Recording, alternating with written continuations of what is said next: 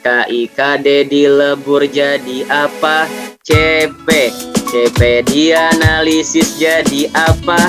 TP. TP disusun lalu jadi ATP. Dari ATP jadi modul ajar. Hore, itulah namanya kurikulum merdeka. Guru mengajar bisa lebih happy. Hore. Nah, katakan nanti itu. Nanti itu dihafalkan tuh ya. A few moments later. Kita lihat di sini terkait dengan paradigma asesmen. Tadi kita kan sudah tuh mempelajari bagaimana caranya kita untuk melakukan asesmen diagnostik. Nah, jadi paradigma yang pertama asesmen adalah yang perlu kita ketahui adalah pertama itu adalah penerapan pola pikir bertumbuh atau growth mindset. Jadi apa? Ketika kita melakukan asesmen itu adalah bagaimana nanti anggaplah sebuah instansi pendidikan, bagaimana caranya ketika melakukan asesmen itu adalah mereka atau peserta didik atau guru-guru bisa meningkatkan pola pikir. Pola pikir di sini adalah maksudnya kedepannya berarti kaitannya dengan asesmen tidak lagi stagnan, terus meningkat. Kalau bisa nanti untuk kepala sekolah, bagaimana cara asesmen itu bertahap nanti. Karena nanti ketika kita sudah masuk ke aplikasi rapot, nanti ada 3 alternatif yang disuguhkan di kurikulum merdeka itu. Tapi yang alternatif pertama itu sepertinya lebih mudah asesmennya. Alternatif 2 itu lebih sedang kayaknya tingkatnya. Yang 3 sebenarnya nggak sulit sih, tapi lebih kompleks menaruh asesmennya. Tapi nanti itu kita belajar nanti itu. Tapi nanti kaitannya adalah bagaimana caranya peserta didik itu dia bisa untuk mengembangkan pola pikir apa lagi.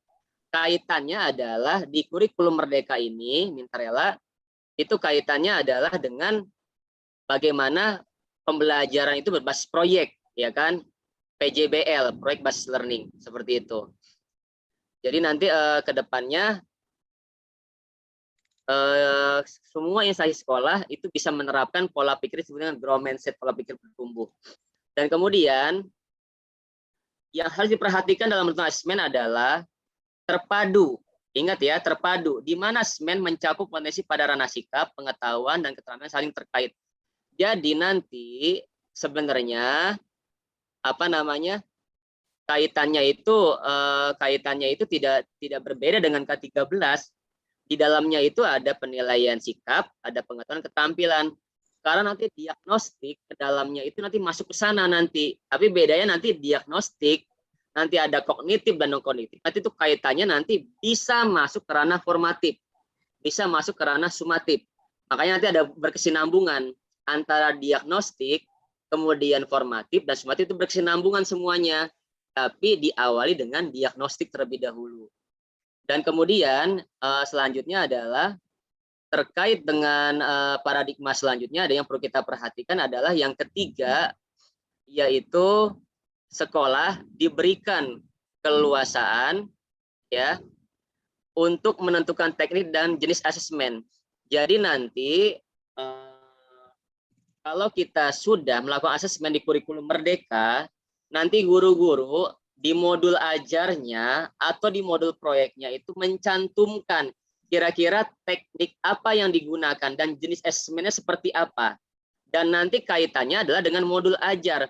Bagaimana caranya, Mintarela, guru-guru tersebut ketika buat modul ajar atau modul proyek, itu dijelaskan dengan teknik apa dia menggunakan. Contohnya, di modul ajar itu guru-guru kira-kira mau pakai teknik apa, pendekatan apa, strategi apa.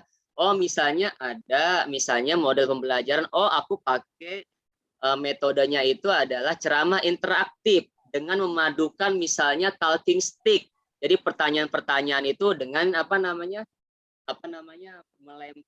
melempar ya, mengayunkan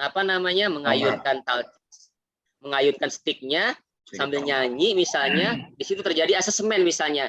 Siapakah nama lengkap siapa misalnya. Kalau lu kan karena kalau mengajar PAI misalnya apa? Ketika pembahasan tentang Nabi Muhammad ditanyakan siapakah nama paman dari Nabi Muhammad SAW. Jadi nanti asesmennya ada model pembelajaran. Oh, ternyata asesmen terakhirnya itu adalah guru-guru ingin menerapkan kaitannya dengan picture and picture berdasarkan gambar. Kemudian menyocokkan misalnya make match misalnya, atau ada juga misalnya number head together. Kemudian juga ada stat misalnya. Kemudian juga banyak sekali itu, ada ratusan model pembelajaran atau strategi pendekatan. Nah, disinilah yang perlu diasah oleh guru-guru pada saat ini ketika dia mengajar bukan DDHC. Tahu nggak apa sih singkatan DDHC? Ayo, ada yang tahu nggak? DDHC itu apa? Ada yang tahu DDHC? Duduk dia. Iya, duduk. Apalagi? Dengar, Dengar. hafal, catat. Ya kan? Misalnya minta rela. Assalamualaikum warahmatullahi wabarakatuh. Masuk dalam kelas nih. Oke, silakan anak-anak buka buku teksnya halaman sekian, kerjakan Romawi 1, Romawi 2, Romawi 3. Nah, minta rela berarti di sini guru belum menerapkan model pembelajaran. Bagaimana nanti kita bisa mengaktualkannya? Karena nanti kurikulum merdeka ini bagaimana caranya guru-guru bisa mengkaitkan sebuah kontekstual dalam pembelajarannya. Sedangkan kita mengetahui ya, ada kalau kita pernah belajar di kuliahan, ada namanya CTL, Contextual Teaching and Learning. Itu kalau nggak salah ada 7 komponen ya. Kalau nggak salah ada 7. Ada apa namanya, konstruktivisme, ada inquiry, ada apa itu namanya, questioning, ada learning community, kemudian ada apa lagi ya, ada 7 kalau nggak salah itu. Terakhir itu adalah authentic assessment, ya kan? Jadi nanti itu dibangun kontekstual yang ada di pembelajaran di asesmen. Jadi kadang-kadang minta rela, ini hanya renungan Ulun sebagai guru waktu itu ketika Ulun mengajar di tahun 2005 ya. Ketika lulus pesantren langsung mengajar itu 2005 di Kota Bekasi dan Jakarta. Itu biasanya Ulun bikin renungan diri. Kira-kira apa kelemahanku ya tadi ya ketika mengajar, dicatat di jurnal mengajar tuh. Kita catat kelemahan-kelemahan kita terus. Jadi disitulah Ulun berusaha belajar bagaimana jadi guru yang baik. Jadi terus mencatat kelemahan-kelemahan. Oh ternyata inilah kelemahannya. Oh aku tadi cuman ceramah aja ketika ngajar SKI. Oh nggak ada model pembelajarannya, nggak tersiar. Padahal kita bisa menggunakan visual di SKI. Ternyata terkait dengan sejarah. Nah ternyata di sanalah kita perlu apa namanya kaitannya mengasah diri kita untuk terkait dengan pembelajaran. Dan kemudian selanjutnya adalah terkait dengan asesmen. Kita ini lagi ya, share screen lagi. Tapi ini untuk SMK ya, untuk SMK, Nah, khusus SMK terdapat juga bentuk asesmen khas yang membedakan dengan jenjang yang lain, yaitu asesmen praktek kerja lapangan, uji kompetensi kejuruan, dan uji kompetisi. Jadi jelas ini yang keempat ini adalah kaitannya itu dengan SMK, karena kan di SMK ini banyak sekali lab-lab kan. Nah itu makanya kan kalau di sini ada kepala sekolah SMK itu dana-dana pemerintah tuh banyak sekali yang tergulir yang dicanangkan oleh SMK dari pemerintah itu banyak banget itu, bahkan miliaran kali pengembangan labnya itu ya kan. Kemudian yang kelima adalah yang ini nih, keleluasaan dalam menentukan kriteria ketercapaian tujuan pembelajaran. Jadi nanti yang harus diperhatikan oleh asesmen itu adalah keleluasaan dalam menentukan kriteria ketercapaian tujuan pembelajaran. Jadi nanti ada erat kaitannya dengan apa namanya, kita membuat KKM, ya kan? Kan kita sudah pernah belajar ya, kaitannya dengan KKM itu kan ada intake siswa, ada daya dukung, kita melihatnya nanti, ada kompleksitas di dalamnya. Nah biasanya kemarin ada pertanyaan ketika Ulun jadi narasumber IHT di Tanah Laut. Ada pertanyaan, Pak Indra, apakah di sini hujan deras ya? Jadi agak kencang suaranya ya. Oh ya. Apakah di kurikulum mereka ada kita menerapkan KKM? Silakan terapkan, lebih bagus itu. Karena kenapa? KKM fungsinya adalah bagaimana caranya guru mapel bisa mengetahui daya dukung, intake, dan kompleksitas yang ada pada kelasnya atau peserta didiknya. Jadi nanti minta rela KKM itu, ini anggaplah secara ini ya, secara proseduralnya ya. KKM itu silakan dihitungnya sesuai dengan apa yang ada di sekolah, intake-nya, kompleksitasnya, daya dukungnya. Tapi kadang-kadang minta rela. Kadang-kadang kita langsung kita tembak kan, berdasarkan KD misalnya. Oh KD ini 70, KD yang ini 75, intake-nya, kompleksitasnya 80, totalnya berapa? Digabungi seluruh KD, jadilah intake, jadilah kompleksitas, jadilah KKM, dan keseluruhannya. Kadang-kadang minta rela, kalau memang nembaknya pas, nggak apa-apa. Tapi kalau nembaknya nggak pas, itu hati-hati. Itu akan pengaruh, minta rela lah, akan pengaruh ke peserta didik. Ulun biasanya ada guru kan, konsultasi nih ke Ulun nih. Misalnya nih, Ustadz Indra, ini nih anak di di kelasku gini, disebutin semuanya kejelekannya. Iya, kenapa? Coba Pang lihat RPP Pian, perangkat pembelajaran, ambil kata Ulun. Diambil gitu kan. Oh, ternyata ya tadi KD-nya itu memang ada KD-nya di KKM, tetapi ketika menyusun KKM-nya, intake-nya, kompleksitasnya, daya dukungnya, ternyata Ulun takut nih dari mana ini? Dari perasaan Ustadz katanya. Kan? Oh. Boleh dari perasaan, tapi kalau diakreditasi nanti harus ada bukti fisiknya kata Ulun. Jadi coba Pang perasaan pian olah jadi data fisik. Oh siap kata dia. Nah jadi kita nggak marahin nggak. Ulun paling kada ketujuh marahin orang gitu kan. Jadi bagaimana caranya? Ulun biasanya tipenya tipe humanistik, menangani orang itu humanistik. Jadi ending keluar dari ruang kepala sekolah itu harus senyum gitu kan. Jadi kita diskusi ya kan. Ya sudah, perasaan pian, Ulun bilang perasaan pian sudah cukup baik, tapi alangkah baiknya ditambah dengan bukti fisik. Dari mana dapatnya? Siap Ustadz kata dia. Karena kan minta rela nih, sekarang sekolah-sekolah di luar negeri itu kan sudah melaksanakan pembelajaran namanya hypnosis learning. Hypnosis learning itu adalah seorang guru tidak boleh melontarkan kata-kata yang negatif. Jangan, tidak boleh. Misalnya, oh itu tidak boleh melakukan itu. Nah itu kata-kata itu dilepaskan. Jadi Ulun sebisa mungkin biasanya nih ada minta rela lah. Ada anak nih makan berdiri di sekolah kami. Ulun biasanya tidak menegur langsung duduk gitu kan. Misalnya apa? Duduk. Pian nih tidak berakhlak, tidak. Ulun bilang gini, kalau yang binin Ulun bilang gini, bungasnya Pian gitu kan. Bungasnya Pian, lebih bungas lagi Pian duduk makannya. Oh iya Kak Ustadz, inggih pun duduk dia. Ternyata hypnosis learning ini ngena di anak zaman now. Minta rela. Ini pengalaman Ulun, anak zaman now ini, dia lebih baik di push up sendiri 1000 kali, lebih mau dibandingkan dia diberdirikan di musola di depan teman-teman. Iya. Ulun pernah diskusi. Dengan anak SMA pernah diskusi, karena ini pengalaman Ulun ya. Ulun melihat habis sholat duha, ada anak ketika dia keluar dari musola, dia sering menyenggol ustazahnya. Tapi ustazahnya nggak sadar. Ulun perhatikan itu terjadi 4 kali, lebih dari 3 kali kan terjadi dalam Islam itu. Kalau lebih dari 3 kali, kita harus tabayun. Awalnya Ulun, iya, jadi gitu Pak. Awalnya Ulun panggil dulu gurunya. Pian merasa kada setiap Pian mau keluar musola, Pian disenggol dengan bahu anak itu. Kada merasa Ulun Ustadz. Nah, sudah 4 kali Ulun mengamati di musola seperti itu. Coba sehabis ini, itu belum kita panggil tuh anaknya, belum. Biar gurunya merasa dulu. Ternyata gurunya nggak merasa, ya kan? Akhirnya esok Ulun bilang coba Pian lah rasa-rasai, gitulah. Pian pasti disasahi sama anak itu setiap Pian mau keluar.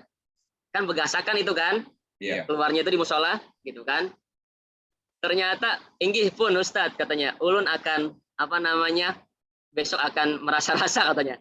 Sudah, Ulun panggil lagi gurunya, kayak apa? Merasa kada disasahi? Iya Ustadz, di body Ulun lah katanya selama ini. Nah, akhirnya adakah permasalahan pian dengan dia. Oh, ini diagnostik nih. Ini diagnostik di akhlak. Kayaknya kemarin tuh dia sangit Ustadz. Kenapa? Ulun berdirikan bercanda bepandiran di musola ketika taklim. Ulun berdirikan. Nah, oh terjawab sudah diagnostiknya. Oh ternyata itulah dia menyenggol ustazahnya setiap keluar sangit. Akhirnya biar tidak terjadi gesekan, panggil BK, kemudian BK serahkan ke kepala sekolah. Karena kan sudah masalah akhlak nih, membodi atau menyenggol gurunya atau ustazahnya berkali-kali dilihat. Akhirnya kita pendekatan persuasif tanpa menghadirkan guru tersebut. Jangan dihadirkan gurunya, jangan. Kita berantem lagi sama anak gitu kan. Akhirnya kita baik-baik ngomongnya. Itu juga ulun biasanya kalau menginterogasi anak itu nggak langsung ke to the point-nya, ajak ngobrol dulu, tanya deh guru BK. Kalau di sini ada guru BK itu kan asasnya kenyamanan kan BK itu ya. Makanya jangan terbalik lah guru BK itu yang serem-serem jangan. Makanya ulun di SMA ulun pilih guru BK-nya yang humoris. Ulun wawancara cari yang humoris. Jadi nanti paradigma BK itu bukan anak-anak yang bermasalah saja, tapi anak-anak yang berprestasi juga masuk ke ruang BK gitu. Jadi sudah kita panggil anak tersebut. Kenapa? Pertama kita ngobrol-ngobrol dulu, kayak apa kabar orang tua, nak gini-gini Ustadz. Oh udah, jadi kita nyaman dulu. Oh ngelihat dia sepatunya bungas kan, sepatu kamu bagus tuh, beli di mana gitu kan? Beli di sini Ustadz. Nah, udah kan, ketika dia sudah enjoy dan kita nggak langsung to the point. Kamu punya masalah nggak di sekolah ini sama teman kah, sama guru-guru kah? Nah, jadi kita nggak langsung masuk ke dalam itu diagnosis itu kayak gitu, nyaman. Akhirnya baru dia curhat, ulun sakit hati Ustadz sama ustazah itu katanya. Kenapa? Pian sakit hati. Sakit hati diberdirikan di depan anak-anak Ustadz, malunya minta ampun. Kan ada gebetan ulun. Astagfirullahaladzim. Nah, anak zaman now gitu kan. Akhirnya ulun bilang, memang apa yang pian lakukan diberdirikan oleh ustazah tersebut? Oh ini Ustadz ngobrol sih kata dia. Itu salah kada di tata tertib? Iya Ustadz, kada boleh berpandiran lah. Ulun gini aja Ustadz, lebih baik di push up 1000 kali dibandingkan diberdirikan katanya. Wah, nah jadi sudah jelas anak zaman now ini memang masalah dia memang melakukan hal-hal yang tidak baik. Tapi dia nggak ngerasain perasaan guru seperti apa, tapi perasaannya yang ingin diperhatikan gitu. Oh ternyata setelah dikulik-kulik lagi, oh ternyata dia kurang perhatian. Abahnya jauh dari dia karena dapat dinasnya jauh. Abahnya pejabat gitu kan. Jadi tapi di daerah dia tinggal di gambut misalnya. Ternyata orang tuanya jarang. Jadi dia tinggal sama kakeknya. Oh, berarti di situ ranahnya adalah kenapa dia sampai kayak gini? Ternyata dia mau diperhatikan. Astagfirullah. Oh ya sudah. Gitu. Jadi memang ranahnya banyak diagnostik ini. Minta rela. Dulu ulun pernah mengajar di SMP waktu itu. Itu nggak sengaja pas ulun ngajar bahasa Arab, minta rela, ada anak putri cewek, ya kan, akhwat. Dia megang pisau karter. Akhirnya pas pembelajaran ulun dia coba menyayat di bagian sininya. Ini daerah-daerah urat nadi. Iya. Langsung habis itu karena ulun melihat, minta rela nak, Ustadz minjem pisau karternya. Sudah. Oh, iya Ustadz. Tapi kita nggak bahas di depan anak-anak. Dia menyayat belum. Makanya jangan di depan anak-anak, nanti dia makin malu, malah menyayat beneran gitu kan. Diambil sudah, minjam. Buat apa Ustadz? Oh Ustadz buat motong-motong kertas. Sudah. Habis istirahat, ketika istirahat, itu ulun ajak jalan-jalan dulu, muter-muter di sekolah. Barulah masuk ke intinya. Oh ternyata kenapa dia menyayat, untung itu orang nadinya nggak kena, hanya keluar darah-darah sedikit saja. Ada 3 sayatan waktu itu. Ternyata minta rela diagnostiknya adalah di rumah abah mamanya broken home.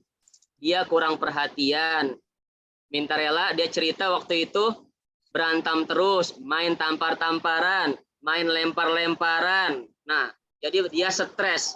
Makanya menyayat itu adalah dalam psikologi itu adalah anggaplah pengalihan rasa dia tidak puas di rumah sehingga dia mau diperhatikan dengan cara menyayat tersebut. Nah, akhirnya sudah kita selesaikan diagnostiknya itu kan, padahal dulu belum ada kurikulum merdeka kan, tapi sebenarnya guru-guru sudah ada diagnostik sudah. Akhirnya apa? Oh, ternyata pengaruh di faktor apa tadi kita sudah belajar, eksternalnya di lingkungan rumahnya, ternyata lingkungan alam rumahnya.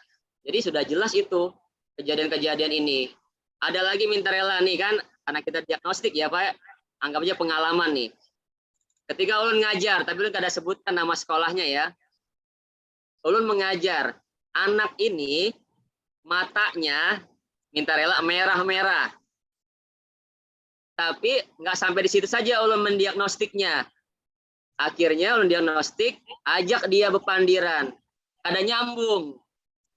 Nggak nyambung dia ketika diajak ngobrol nih. Ada apa nih kalau orang begadang ngantuk mata merah, diajak ngobrol masih nyambung. Ya kan? Akhirnya ulun langsung panggil wali kelas ketika istirahat. Mau nggak kita interogasi anak ini? Kita nggak menuduh anak. Kita nggak menuduh anak. Tapi ini ada indikasi. Ada apa yang ia konsumsi. Ternyata sehabis itu nggak sampai di situ saja. Akhirnya ulun minta alamat dari wali kelas tersebut, di mana ini anaknya tinggal. Biar ulun yang menyelidiki. Anggap itu diagnostik kan. Jadi ternyata ulun nggak sebut nama daerahnya. Nama daerahnya ketika ulun kunjungi adalah ternyata banyak di sana yang main gaplek, yang main remi, yang main taruh-taruhan. Di atasnya ada miras, ada jinet. Nah, ternyata kawan-kawan dia seperti itu. Akhirnya suatu saat kita adakan penggeledahan tas. Kisahnya biar aja semuanya digeledah, bukan di dia saja. Jadi kan dia nggak merasa tersudut. Ternyata oh di dalamnya ada pil koplo. Oh. Nah, jadi kan jelas diagnostik itu harus jelas.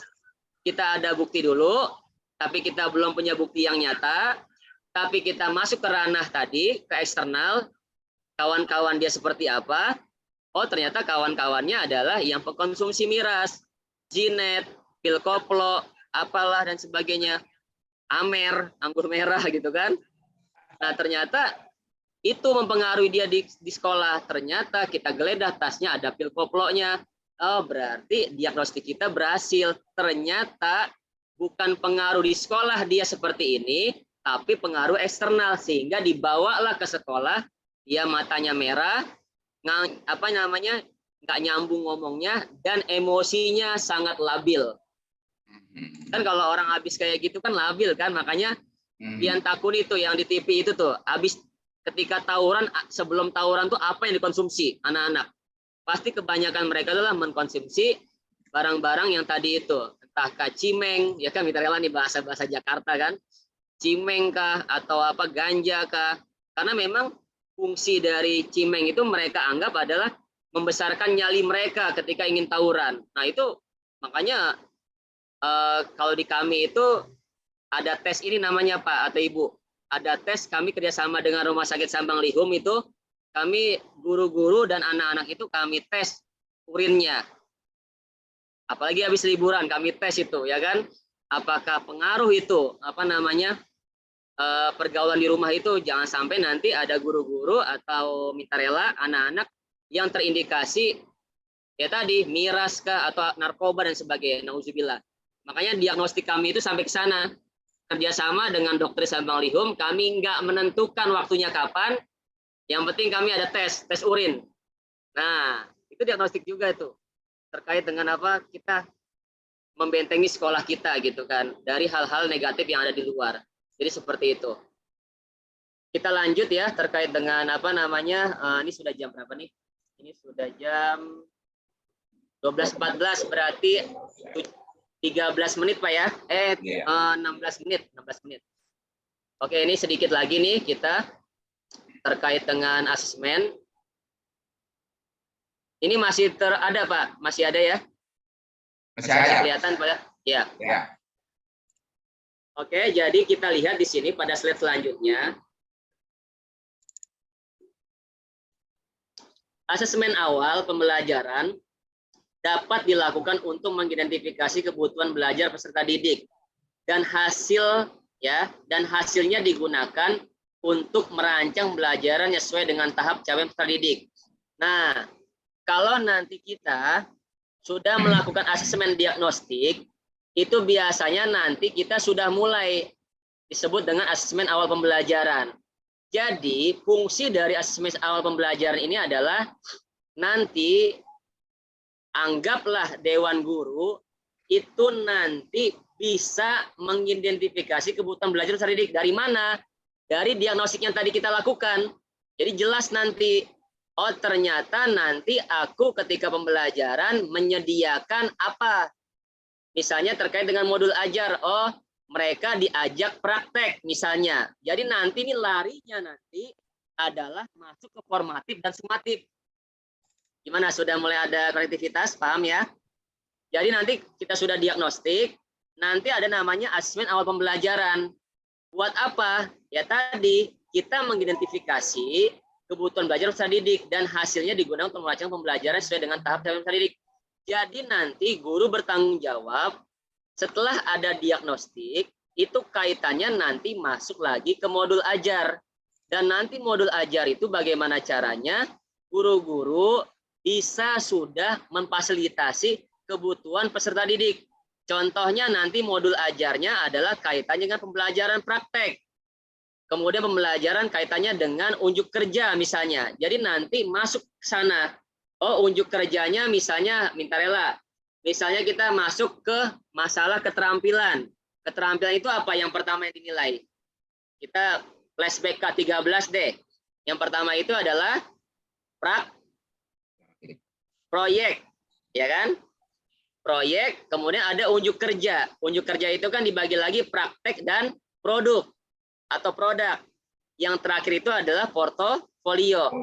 Jadi diagnostiknya, contohnya nih, anggap nih ulun ngajar PAI nih, pendidikan agama Islam. Oh ternyata konten yang ingin ulun ajarkan adalah tentang wudhu. Ternyata kompetensi yang ingin ulun capai adalah pada hari pembelajaran adalah anak-anak bisa berwudhu sesuai dengan rukun dan sunnahnya misalnya. Nah nanti ketika anak-anak masuk ke ranah wudhu tersebut, pian-pian berarti nggak langsung memberikan materi, tapi diagnostiknya ini, anggap kita sudah diagnostik ini ya, ruang lingkup materi ya, sudah ya. Jadi nanti diagnostiknya adalah pian melakukan apa? Di awal itu post test satu lagi post test, satu lagi apa? Post test terakhirnya adalah apa istilah itu tuh yang di awal sama di akhir. Ada post test, ada pre-test. Kalau di awal itu apa berarti? Pre-test atau post test? Yuk kita diskusi. Tes. Ibu Nikmah, kira-kira yang pertama itu pre-test apa post test? Kita mau dialog nih, kayaknya kalau di online nih garing-garing gitu ya. Ibu Nikmah nih. Kalau kita mau praktek tadi, wudhu, pre-test dulu atau post-test dulu? Pretest. Pretest kan? Ya. Oh ini lagi di mood Pak ya, nggak bisa Pak ya. Oke, jadi pretest itu bisa juga, itu adalah asesmen awal pembelajaran, tapi diagnostik sudah masuknya sebelum masuk ke formatif, ya kan? Contohnya apa? Biar aja anak-anak 5 disuruh berwudu, bisa 5 orang atau satu-satu, yang lebih baik satu-satu ya. Kalau dulu ulun jadi bagian keagamaan sebelum jadi kepala sekolah, itu pretestnya itu ulun panggil guru agama, dibagi kelompok, anak-anak itu diperhatikan. Jadi satu guru itu ada kelompok, misalnya ada 10 orang, tapi majunya satu-satu. Itu diagnosiknya lebih manjur, lebih efektif. Jadi mereka guru PAI itu sudah kami bekali instrumen penilaian di pretest. Jadi di pretest itu minta rela, itu tidak usah guru-guru itu memprotes terlebih dahulu, jangan. Kadang-kadang kan praktek itu minta rela, kadang-kadang kita protes anak itu salah, itu belum benar, itu jangan dulu. Kalau praktek itu berarti pretest dulu, kita amati dulu anak-anak. Nah, nanti setelah itu terjadi pengamatan oleh guru, itu sudah diagnostik namanya. Barulah masuk ke materi. Jangan dulu dibeberkan kesalahan mereka di mana. Kita konsep materinya dulu. Akhirnya mereka, karena kita pembelajaran kontekstual, mereka akan berpikir nanti setelah materi bertanya, oh ternyata tadi aku, anggaplah kita ada pertanyaan pemantik. Apakah kalian pernah berwudu? Gitu kan? Oh pasti kan jawabnya pernah kan? Kira-kira dari praktek tadi, apakah ada yang tidak sesuai atau belum sesuai dengan materi yang Bapak atau Ibu ajarkan? Nah, mereka yang menjawab, jangan kita. Kadang-kadang kita kan pengen banget nyalahin, itu salah, itu salah, itu salah. Jangan dulu, sabar. Biar mereka yang mengoreksi, hasibu anfusakum qabla an tuhasabu. Itu dalilnya. Jadi, tambahlah pertanyaan bermakna. Misalnya di modul ajar itu misalnya nih lah, apakah ada tidak atau belum sesuai dari praktek wudhu yang Anda lakukan? Nah, nanti mereka jawab sendiri nanti. Tunjuk tangan. Silakan catat kan, catat misalnya. Tunjuk tangan. Saya Bu, saya Pak. Ternyata tadi saya ketika wudhu belum melewati siku. Nah, ya kan? Mereka yang akan menjawab nanti, oh ternyata tadi ketika saya membasuh rambut, saya guyur airnya. Sebenarnya harus saya buang dulu airnya, baru saya usap Bu. Nah, jadi mereka akan kritis. Nah, student center itu seperti itu berarti. Bukan berarti kita tembaki, kita brand dengan soal-soal, bukan. Jadi student center itu bagaimana mereka bernalar kritis dan berpikir kritis tentang apa yang mereka lakukan tadi. Jadilah mereka proyek based learning nanti ke depannya. Jadi anak-anak bukan hanya menguasai intelijensi, tapi anak-anak juga pengaplikasiannya sudah sangat aplikatif dan nanti outputnya adalah dia bisa mengajarkan teman-temannya atau di masyarakat nanti dia bisa jadi pelopor misalnya di pembelajaran apa misalnya agamanya atau apa. Nah, jadi kan nyaman nanti kan kalau anak-anak kita sudah anggaplah terproses seperti itu, masyarakat itu nggak akan pasti akan bertanya sekolah di mana itu. Oh, sekolah di SD ini. Oh, di sekolah di TK Negeri 3 Alalak, ya kan? Siapa kepala sekolahnya? Haja Saripah misalnya kan. Nah, jadi itu maksudnya kenapa di dalam manajemen itu ada namanya input, ada output, ada outcome, ada benefit, ada impact. Nah, jadi seperti itu. Jadi sekolah maju itu adalah bukan hanya berdasarkan data yang ada di internal, tapi harus data eksternal. Ya tadi ada outcome, ada benefitnya di masyarakat anak-anak tersebut. Contohnya kemarin ulun ditelepon sama beberapa pengurus takmir masjid gitu kan. Ini anak pian kah Pak Indra? Yang mana ini lain anak orang atau bercanda-canda kan? Iya maksudnya sekolah di pian kah? Enggi kenapa? Bikin masalah kah di kampung? Ada. Alhamdulillah dia bisa azan. Oh dia bisa memimpin wirid. Karena kan di sekolah kami kan muatan kurikulumnya itu muatan Islami spiral.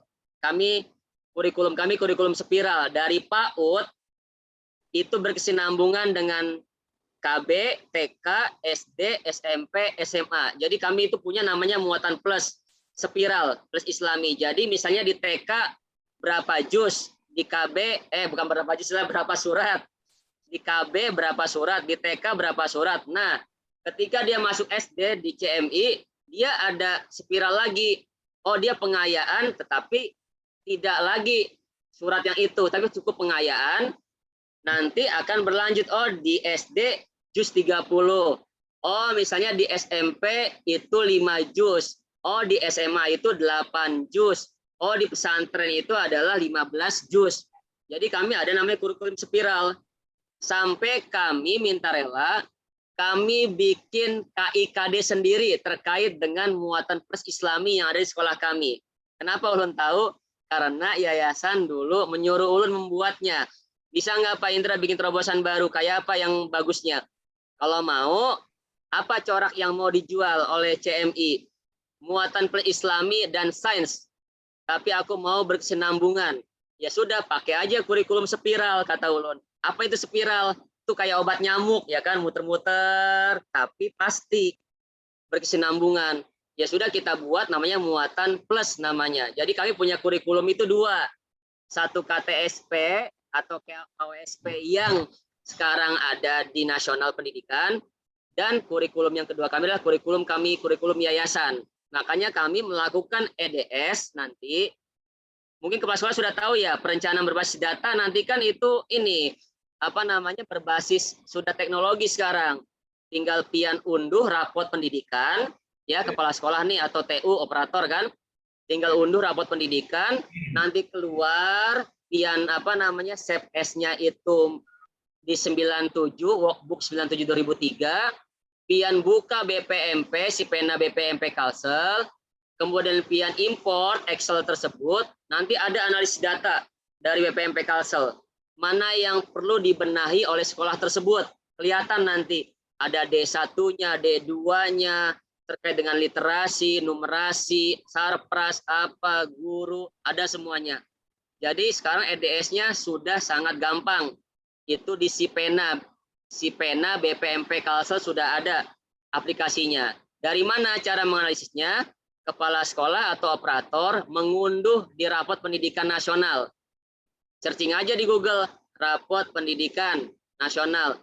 Keluar, pencet nanti situsnya, kemudian suruh masukin NPSN, unduh rapot pendidikan, tadi apa? SEP-S-nya itu diganti ke workbook 97 2003. Kalau enggak nanti kalau enggak diganti enggak bisa masuk ke aplikasi Sipena karena dia cuma hanya bisa Excel-nya itu 97 2003. Di atas itu dia atau di bawah itu dia enggak mau. Jadi sudah masuk ke www Sipena ya, Sipena BPMP Kalsel itu nanti tinggal diimport. Diimport, masuk analisis data. Nah, itu bisa jadi acuan kepala sekolah ketika rapat kerja. Nih kekurangan kita berdasarkan Sipena. Yuk kita benahi. Kalau kami di CMI 2, membenahi aplikasi tersebut, apa kurangnya, sama membenahi EDS yang muatan plus kami. Jadi kami dua gawian kepala sekolah, tapi nggak kepala sekolah aja, tim bergerak nanti untuk mengevaluasi. Oh ternyata literasi ini permasalahannya berarti ada di guru matematika. Untuk menyeimbangkan ke guru mapel yang lainnya bagaimana caranya ke depannya. Oh literasi guru-guru bahasa misalnya, numerasi guru matematika. Ada timnya kembali solusinya seperti apa. Makanya kami tetap, tapi jangan nanti minta rela guru-guru atau tim ini atau kepala sekolah ketika ada kelemahan di rapot pendidikan jangan merasa diri oh sekolahku nggak baik ya, bukan. Justru sekolah yang bagus itu adalah setiap tahunnya terinventarisir mana kelemahan-kelemahannya. Jadi kelemahan-kelemahannya itu bukan berarti sekolah itu jelek, tapi kita berusaha memperbaiki kelemahan tersebut jadi kelebihan. Terus. Nah, jadi nanti jangan kadang-kadang ada yang telepon. Ulun diskusi, bagaimana nih Pak Indra, sekolah kami jelek kan, nih banyak merahnya di rapot pendidikan katanya. Kada, kata ulun, itu berarti kita suruh mengintrospeksi sekolah kita, memperbaiki yang ada, dan kita terima dan kita analisis lagi data tersebut hanya sampai di literasi dan numerasi guru. Kita analisis lagi kembali, boleh nggak diganti Pak Indra? Kita tambahkan, boleh, silakan. Tapi dengan syarat ada bukti fisik nanti di EDS. Nah, nanti kedepannya adalah bagaimana caranya itu libatkan semua guru-guru. Ulun bilang mustahil kalau pian yang menggawinya sendiri sebagai kepala sekolah. Karena di dalam instrumen rawat pendidikan itu semua 8 standar ada di sana. Standar kependidikan, ya kan? Standar proses, standar isi, sampai standar pembiayaan itu ada. Sarpras gitu kan. Nggak bisa gunakan sayap-sayap link yang ada di manajerial pian. Pian punya wakil kurikulum, punya apa lagi, koordinator, punya. Itu kembangkan. Jadi kepala sekolah ini, makanya minta rela ulun jadi kepala sekolah Makanya dulu awal jadi kepala sekolah nggak betah. Kebiasaan kan ngajar, nggak bisa diam gitu kan. Pas habis kepala sekolah kan 24 JP itu peraturan terbaru, kadang ngajar lagi. Jadi nggak betah di ruangan. Jadi ulun suruh TU coba bikin jadwal konsultasi guru-guru. Jadi setiap jam pasti ada yang konsultasi guru-guru, tapi di setting ketika dia tidak mengajar. Jadi ulun perlu diskusi sama buan-buan mereka. Jadi kayak gitu aja ulun. Diskusi, monitoring, evaluasi, diskusi. Karena Mintarela ini kan ketua komunitas kepala sekolah juga ya. Kayaknya bosan juga kalau kadang ngajar gitu kan. Jadi kayak apa lagi gitu kan. Emang 24 JP nggak ngajar, emang sudah manajerial aja. Jadi ya tadi fungsi ulun adalah memfasilitasi mereka. Jadi ulun ini bukan ulun bilang ke guru-guru, anggap ulun bukan kepala sekolah, ulun pelayan sekolah, ulun bilang. Jadi apa? Setiap ada keluhan apa guru-guru atau murid-murid, jadi banyak konsultasi. Silakan, nggak usah sungkan, kita cari solusi.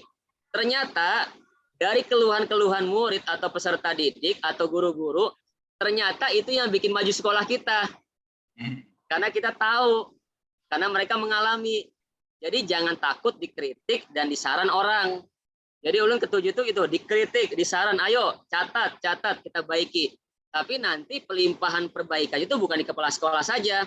Seluruh stakeholder yang ada di lingkungan pendidikan, yayasan, kita ajak rapat nanti, oh ternyata terbukalah cakrawala pendidikan.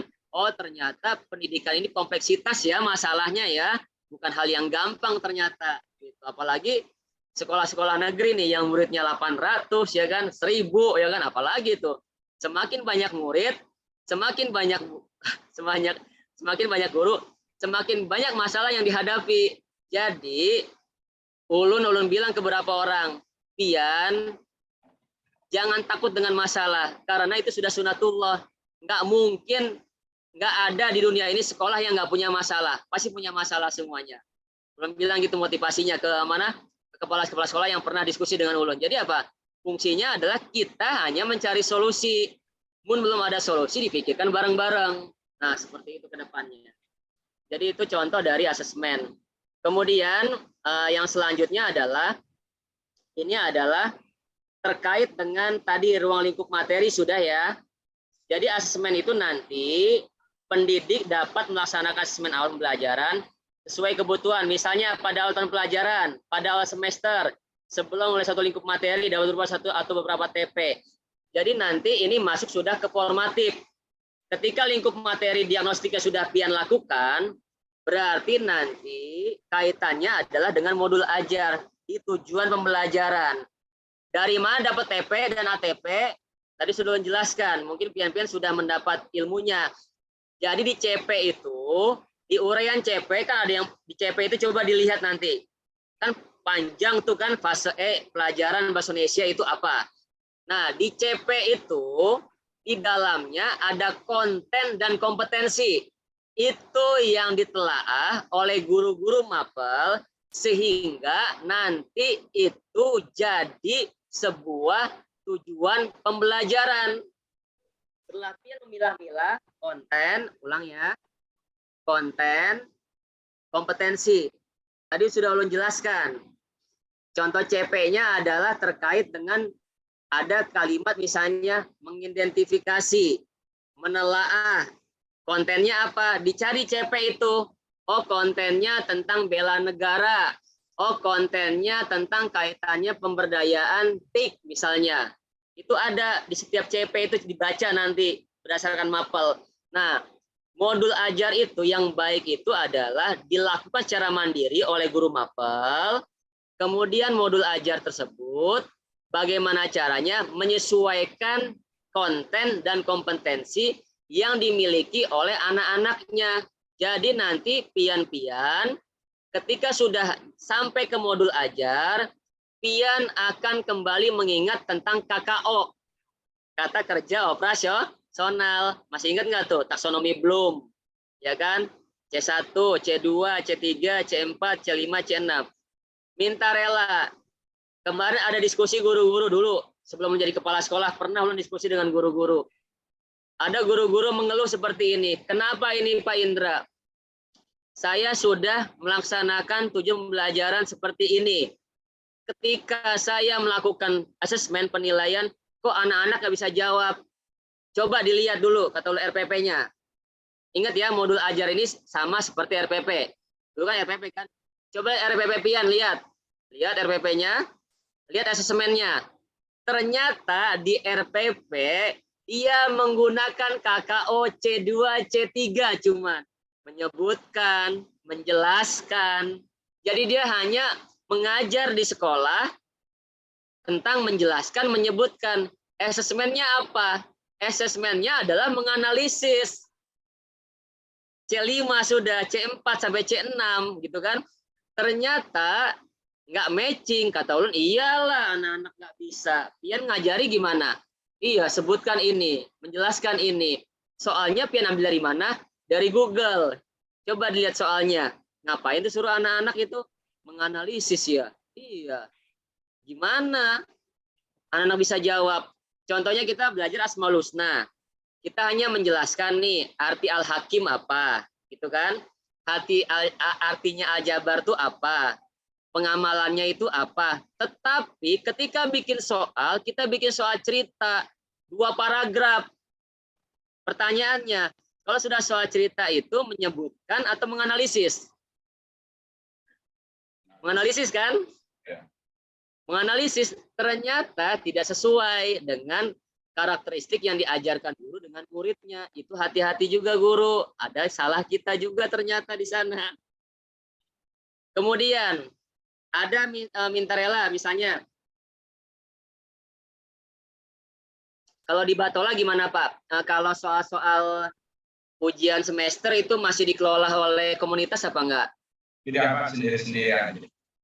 Nah, ada sebuah kota, nggak sebut nama ya.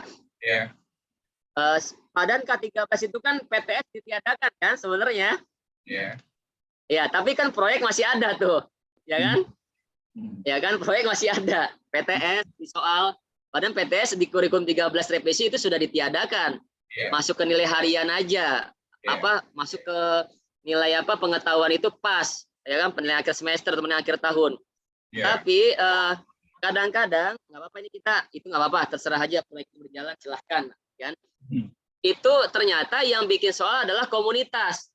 Ya. Ternyata komunitas itu minta rela ternyata berbeda karakteristik sekolah yang satu dengan yang lainnya, sehingga ketika kita beli soal kemudian minta rela kunci soal atau indikator tidak disesuaikan dengan karakteristik sekolah yang ada di mana-mana, anggaplah patok secara umumnya.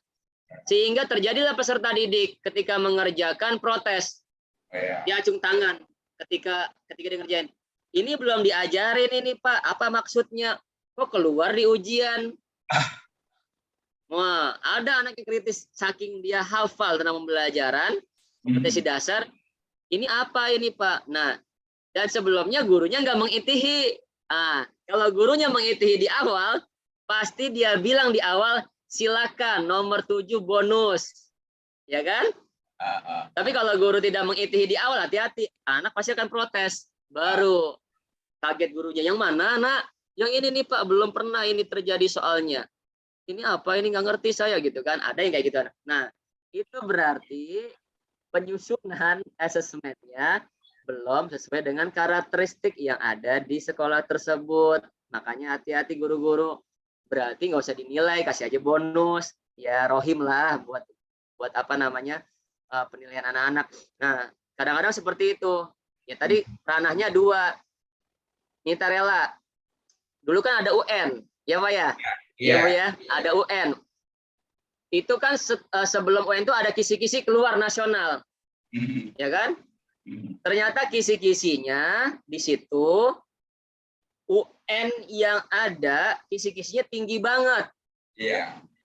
Ternyata anak-anak yang minta rela sekolahnya di pedalaman, yang sarprasnya belum, yang intake-nya belum, daya dukungnya belum, ternyata dipaksa mengerjakan UN yang nilainya yang asesmennya seperti itu.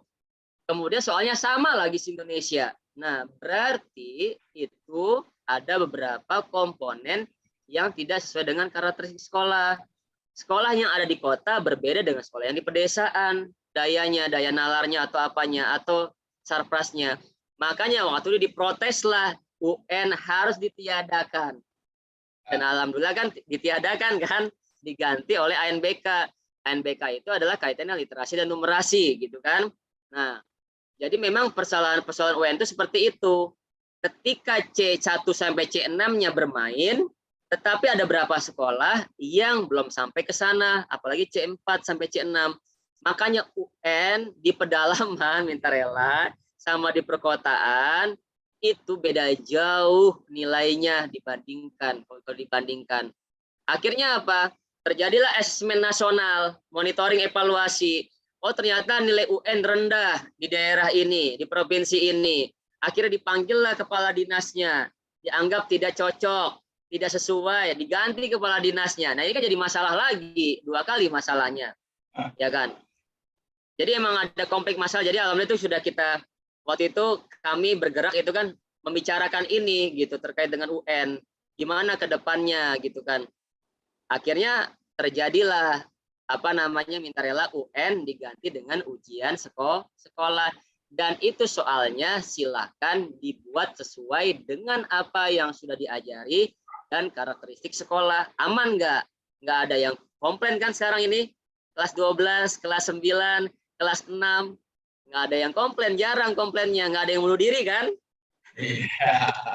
Nggak ada yang bunuh diri. Sebelum-sebelumnya UN ada yang bunuh diri nggak? Ada yang bunuh diri. Ada yang minum obat. Ada yang nenggak apa? Racun serangga. Obat serangga. Nah, masya Allah, nauzubillah. Jadi memang tingkat stres anak-anak ada di UN waktu itu. Ketika US, ulun lihat nih anak-anak lebih enjoy. Nggak ada lagi yang apa kayak ketakutan apa. Makanya itu data nasional itu adalah yang bunuh diri itu benar memang ada gitu. Yang minum racun serangga itu ada saking stresnya gitu kan. Merasa dia nggak bisa mengerjakan. Dan kemudian permasalahan UN itu adalah yang selanjutnya adalah yang kita bahas waktu itu adalah yang diacu beberapa pelajaran saja, ya kan? Beberapa pelajaran saja kan? Padahal yang diajarkan oleh anak-anak itu adalah banyak. Tapi yang perlu diperhatikan adalah soft skill atau hard skill di dalam diri orang atau manusia itu berbeda-beda. Belum tentu nilainya minta rela 100, tapi ketika dia terjun di masyarakat bisa 100. Karena akan ada beda antara hard skill dengan soft skill. Nah, seperti itu nanti. Itu pembahasan di UN. Akhirnya terjadilah UN anggaplah ditiadakan, diganti di ANBK. Kalau di SMA kan di kelas 11 ya kan. Tapi kelas 12 tetap ada UN, tapi diganti dengan ujian sekolah. Nah, seperti itu nanti. Jadi usahakan asesmennya itu adalah tidak menekan peserta didik. Bahkan minta rela di peraturan kurikulum merdeka itu jika ada peserta didik setelah didiagnostik dia memang anggap nih diagnostik lingkup materi ya, bukan diagnostik yang tadi, yang psikologi bukan. Diagnostik materi, ruang lingkup materi, kalau ada anak berkebutuhan khusus itu mempengaruhi dirinya untuk tidak bisa mencapai tujuan pembelajaran, itu TP-nya anak tersebut boleh dikhususkan. Jadi anak tersebut nanti penilaiannya dibedakan, itu dibolehkan di kurikulum merdeka. Jadi anak-anak yang berkebutuhan khusus minta rela, inklusi, itu nanti tidak boleh disamakan patokan TP-nya, tujuan pembelajarannya, dengan anak-anak yang intelijensinya baik. Makanya di kurikulum merdeka itu ada istilah apa? Anak reguler. Di modul ajar itu harus dipasang di situ. Misalnya anaknya ada 50, kebanyakan.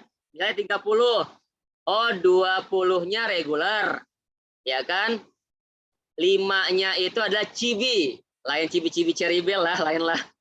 Cibi itu apa? Cerdas, apalagi itu istimewa, berbakat, apalagi itu cibi itu singkatannya. Anak-anak yang punya levelnya tinggi. Nah, kemudian 5 anak misalnya adalah inklusi. Dituliskan di modul ajar itu nanti perinciannya. Jadi, di kurikulum merdeka jika ada anak inklusi, misalnya faktor tangannya, faktor apanya, tubuhnya, atau apakah faktor intelijensinya tidak bisa mencapai TP, guru harus menyediakan TP sesuai dengan karakteristiknya. Jadi Merdeka ini ya nyaman. Nyaman di sini maksudnya pian bisa mengatur TP-nya. Jadi, nah ada lagi pertanyaan. Kemarin ini ada pertanyaan di IHT. Wah, seru banget jawabnya. Pak Indra, bagaimana kalau anak-anak itu anggaplah anak reguler ternyata tidak memenuhi KKM? Apakah boleh anak-anak tersebut kita tidak naik kelas? Karena ada berapa kepala sekolah katanya yang tidak membolehkan tidak menaikkan kelas katanya. Wah, diadu nih kepala sekolah sama guru, kita ceritakan pertanyaannya kan. Ulun jawab dulu, tapi ulun jawabnya tidak langsung menghakimi. Ulun tanya, pengayaan remedial yang pian lakukan seperti apa? Berdasarkan KD atau berdasarkan akhir semester? Dijawab oleh guru tersebut, akhir semester, Pak. Nah, di pembelajaran yang benar itu adalah di manajemen, pengayaan dan remedial itu dilakukan berdasarkan sudah selesai kompetensi dasar, atau biar nggak lebih berat adalah materi. Kalau di SMA plus CMI itu awal 2017 itu ulun suruh berdasarkan materi, kemudian baru berdasarkan KD, dan pengayaan remedialnya bukan dilakukan di akhir semester saja. Nah, baru ketemulah guru tersebut. Iya ya Pak ya, kalau misalnya ulun melaksanakannya berdasarkan KD atau materi, berarti kan materi yang sebelumnya mereka sudah diaya, sudah diremit, berarti dia sudah tinggi nilainya. Endingnya pasti nggak ada yang tidak tuntas atau tidak di bawah KKM. Iya, itu jawabannya. Tapi kebiasaan kita relalah di lapangannya melaksanakan pengayaan remedial itu di akhir semester. Benar kada guru-guru di sini? Ya kan? Akhirnya kalau guru-guru di SMA CMI sudah padahkan, meskipun nggak ada program kurikulum, pengayaannya atau remitnya habis KD atau materi, pian yang mengadakan sendiri. Biasanya ulun contohkan waktu itu mengajar, Pak Ibu. Ulun contohkan anak-anak yang sudah melampaui KKM berdasarkan materi atau KD, itu mereka bisa jadi teman sejawat kita, mengajarkan anak-anak yang belum sampai kompetensinya. Tapi kalau anak-anak tersebut nggak bisa mengajarkan, kalau ulun biasanya ngajar begini ketika remit pengayaan yang bukan di akhir semester lah. Anak-anak yang sudah melampaui KD, anggaplah KKM-nya, sudah ulun kasih nilai materi atau KD-nya, dulu kan malah SKKD zaman dulu kan, itu biasanya anak-anak biasanya ulun kasih reward, silakan yang nilai ujiannya sudah di atas KKM boleh istirahat plus kata ulun. Istirahat plus itu berarti mereka tidak mengikuti pembelajaran ulun lagi. Nah, sisa misalnya ada 7 anak misalnya. 7 anak itu yang di bawah KKM ulun perlakukan kayak homeschooling. Kayak homeschooling face to face. Disitulah diajarkan mereka di mana kesulitan mereka, memahami di mana.